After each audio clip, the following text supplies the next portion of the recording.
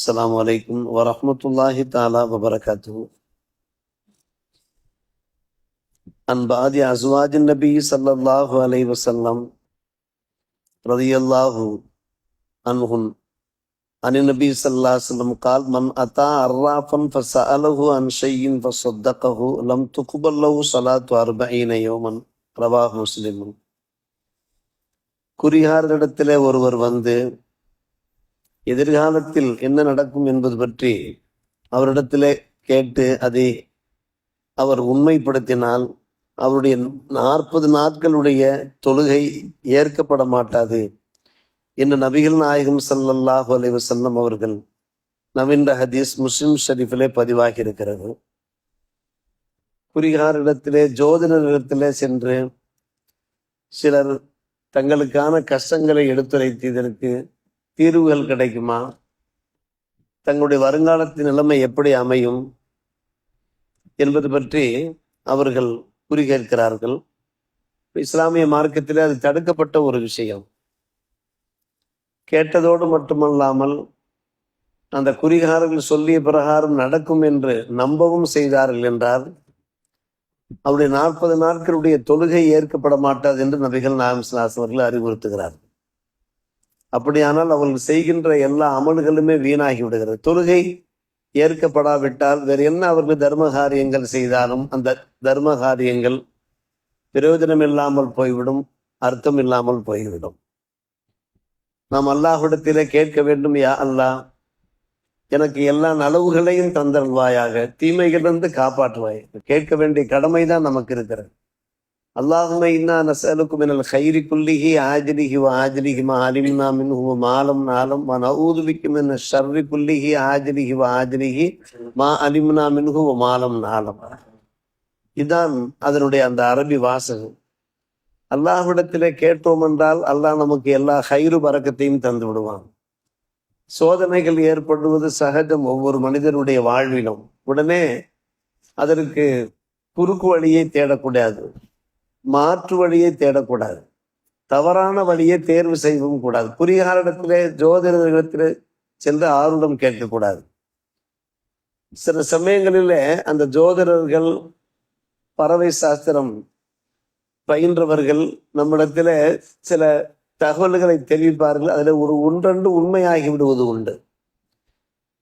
சஹாபிகள் கேட்டார்கள், யா ரசூலல்லாஹ், இந்த ஜோதிடர்கள் சில தகவல்களை சொல்லுகிறார்கள், அதிலே சிலது உண்மையாக இருக்கிறதே என்று கேட்டபோது பெருமானார் ரசூலே கரீம் ஸல்லல்லாஹு அலைஹி வஸல்லம் சொன்னார்கள், ஜின்னுகள் விண்ணுக்கு சென்று சில தகவல்களை சேகரித்து வருகின்றன. மலக்குமார்கள் பேசி கொண்டிருக்கிற போது அதிலே ஓரிரு தகவல்களை அவர்கள் இங்கே வந்து ஒப்படைக்கிறார்கள் குறிகாரர்களிடத்துல. அப்படி ஒப்படைக்கிற போது அதில் ஒன்றென்று உண்மைகளாக ஆகிவிடும். ஆனால் 90%, 99% பொய்யாகத்தான் இருக்கும். ஏதோ ஓரிரு விஷயங்கள் உண்மையாக இருக்கும். அதுதான் எல்லாமே உண்மை போன்று காட்சியளிக்கிறது என்று நபிகள் நாயகம் சொன்னார். மொத்தத்திலே பார்க்கிற போது நாம் குறிகாரர்கள், ஜோதிடர்களை நாம் நெருங்கவே கூடாது. இஸ்லாமிய பெண்மணிகள்ல ஒரு சிலர் மாற்று மத சமுதாயத்தை சார்ந்த அவர்களுடைய அந்த ஆலோசனைகளின் பேரிலே அந்த கிளி ஜோசியம் எல்லாம் பார்க்கிறார்கள், பார்த்து நம்பவும் செய்கிறார்கள், அதை இணையதளங்களிலே வெளியிடவும் செய்கிறார்கள். இது நம்முடைய ஈமானுக்கு குந்தகம் விளைவிக்கக்கூடிய ஒரு விஷயம், ஷிர்க் குஃப்ரிலே கொண்டு போய் சேர்க்கிற ஒரு விஷயம். இதை பெருமானார் ரசூலே கரீம் ஸல்லல்லாஹு அலைஹி வஸல்லம் கண்டித்து பேசுகிறார்கள். ஒரு முறை முஆவியா ரலியல்லாஹு அன்ஹு கூறுகிறார்கள், யா ரசூலல்லாஹ், நான் இப்போதான் புதுசாக இஸ்லாத்திற்கு வந்திருக்கிறேன். அறியாமை காலத்தோடு நான் நெருக்கமாக இருந்தவன். அல்லாஹ் எனக்கு இஸ்லாத்தை ஒரு பாக்கியமாக தந்திருக்கிறான். எங்களில ஒரு சிலர் குஹானிடத்திலே, காகின்கள் குறிகானிடத்திலே செல்கிறார்களே, நான் என்ன செய்ய? இப்போது நான் புதிய முஸ்லிம், இவ்வளவு காலமாக நான் எப்படியோ வாழ்ந்து விட்டேன். சொன்னார்கள், நாயகம், நீங்கள் அவரிடத்தில் வர வேண்டாம். சில பேர் கிளி ஜோசியம், பறவை ஜோசியம் பார்க்கிறார்களே, அதுவும் கூட அவருடைய இதயங்களிலே உள்ள ஒரு விஷயம். இறைவன் என்ன நாடினானோ, கலாக்கதில் என்ன இருக்கிறதோ அதுதான் நடக்கும். அவர்கள் சொல்லுவதை வைத்து அந்த தகவல் எதுவும் தடுத்து நிறுத்திவிட முடியாது. அதற்கு சில சொல்யூஷன் சொல்லுவார்கள், தீர்வுகள் சொல்லுவார்கள். அவர்கள் சொல்லுகிற தீர்வுகள் இருக்கிறதே, அது கலா கதிரை தடுத்து நிறுத்திவிட முடியாது என்று பெருமானார் ரசூலே கரீம் ஸல்லல்லாஹு அலைஹி அவர்கள் சொன்னார்கள். இன்னும் சில கேள்விகள் கேட்டார்கள், அந்த கேள்விகளுக்கான பதிலும் சொன்னார்கள். ஆனால் அதே சமயத்துல இந்த மாதிரி ஜோசியங்கள் பார்க்கக்கூடாது, ஆருடங்கள் பார்க்கக்கூடாது, கிளி ஜோசியம் பார்க்கக்கூடாது என்று நாம் வலியுறுத்தப்பட்டிருக்கிறோம். அதே சமயத்துல கலிமா தையிபா என்று சொல்ற நல்ல வாக்குகளை கேட்கிற போது அது நாம் சந்தோஷப்படலாம். அதுதான் ஃபால் என்று சொல்வார்கள். ஃபால் என்றால் இவ்வாறு உங்களுடைய பேரு நல்ல பேரா இருக்கிறது, நாசிர் என்கிற பேரு, சாதிக் என்கிற பேரு, தையிபுங்கிற பேரு, இதெல்லாம் பேர்கள் இருக்கிறது. அந்த பேருக்கு ஒப்ப உங்களுடைய வாழ்க்கை மிக சீராக செம்மையாக அமையும். கவலைப்படாதீர்கள், நீங்கள் பதஷ்டப்படாதீர்கள். சில சில சோதனைகள் வரத்தான் செய்யும், அந்த சோதனைகள் அகன்று விடும் என்று இதான் பால் என்று சொல்வார்கள். நல்ல களிமா இருக்கிறதே, அந்த களிமாவை பெருமானார் ரசூலே கரீம் ஸல்லல்லாஹு அலைஹி அவர்கள் விரும்பியிருக்கிறார்கள் நாம் பார்க்கிறோம். சில பேர் சுபசோபனமாக சொல்வார்கள், என்ன விஷயமாக வந்திருக்கிறீர்கள்? ஒரு வேலை வாய்ப்புக்காக வந்திருக்கிறேன். வேலை வாய்ப்புக்காக வந்திருக்கிறீர்களா என்று சொல்லி ஒரு நல்ல வார்த்தைகள் நாம் சொல்லும், அல்லாஹ் உங்களுக்கு அந்த வேலை வாய்ப்பை ஏற்படுத்தி கொடுப்பான்.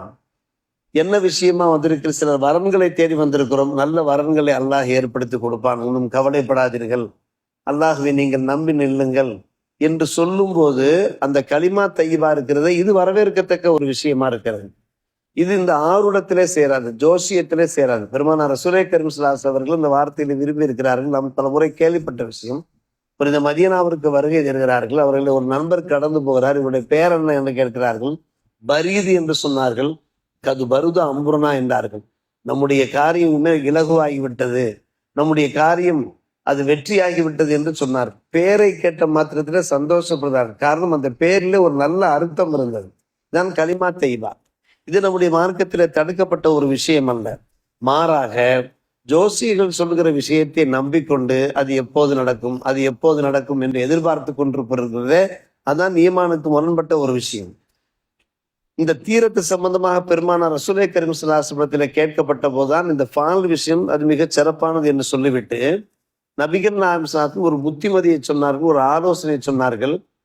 உங்களுக்கு கஷ்டமான ஒரு விஷயம் உங்கள் பார்வைக்கு வருமானால், ஏதோ நடக்க போகுது, ஏதோ ஒரு துன்பம் நடக்க போகிறதே, ஏதோ ஒரு சிரமத்துக்கு நம்ம ஆளாக போகிறோமே என்கிற மாதிரியான ஒரு மனக்கவலை உங்களுக்கு வந்தால் உடனே ஒரு துவாவை ஓதி பண்ணுங்கள். நாம் பலமுறை சுபு பயான்ல சொன்ன விஷயம் தான். அல்லாஹும்ம லா யஅதி பில் ஹஸனாத்தி இல்லா அன்த.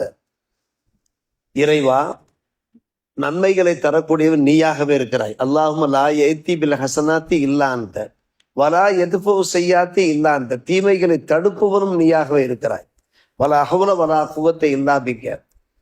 நன்மையின் பக்கம் சக்தி பெறுவதும் தீமையிலிருந்து விலகி நிற்பதும் உன்னுடைய உதவி இல்லாமல் முடியாது யா அல்லாஹ். அல்லாஹும்ம லா யஅதி பில் ஹஸனாத்தி இல்லா அன்த வலா யத்ஃபு ஸய்யாத்தி இல்லா அன்த வலா ஹவ்ல வலா குவத்த இல்லா பிக்க. இதை ஓதுங்கள். உங்களுக்கு ஏதாவது ஒரு கவலை இருக்குமானால், ஏதோ நடந்து விடுமோ, என்ன நடக்குமோ, ஏது நடக்குமோ என்கிற ஒரு அச்சம் இருக்குமானால் அந்த அச்சத்திற்கு வேலை இல்லை, எல்லாம் நன்மையாக நடக்கும். இது பெருமானார் ரசூலே கரீம் ஸல்லல்லாஹு அலைஹி அவர்கள் நமக்கு சொல்லுகின்ற ஒரு ஆலோசனை, ஒரு நன்மாராயம். இந்த துவாவை நாம் ஓதி வரலாம். இப்படி அல்லாஹ் பக்கம் தான் சார்ந்து நாம் ஆள வேண்டுமே தவிர, பார்க்கிறோம் ஜோசியர்கள் பார்க்கிறோம், அவர்கள் தங்களுடைய தலைவிதியை மாற்றிக்கொள்ள முடியவில்லை. மரத்துக்கு அடியில் இருந்து கொண்டு பைசா சம்பாதித்து கொண்டிருக்கிறார்கள்.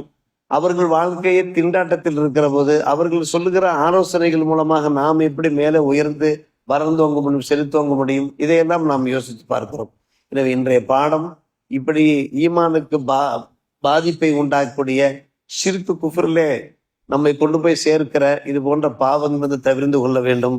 ஆருடம் கேட்பது, ஜோசியம் பார்ப்பது, கிளி ஜோசியம் பார்ப்பது, கைரேகைகளை வைத்து எனக்கு என்னுடைய ரேகையை பார்த்து சொல்லுங்கள், என்னுடைய தலைவிதி எப்படி இருக்கும் என்று சொல்லுங்கள் என்றெல்லாம் கேட்பதை விட நாம் அல்லாஹ் மீது முழு நம்பிக்கை கொண்டு வாழ்ந்தோம் என்றால் அல்லாஹ் நமக்கு போதுமானவனாக ஹஸ்புனல்லாஹ் ஒரு நிமல் வக்கீலாக இருக்கிறான். வல்ல அல்லாஹ் நம் எல்லோருடைய காரியங்களையும் இலகுவாக்கி நன்மையாக்கி தந்தர் புரிவானாக. வாஹிர் தாவானா அல்ஹம்துலில்லாஹி ரப்பில் ஆலமீன்.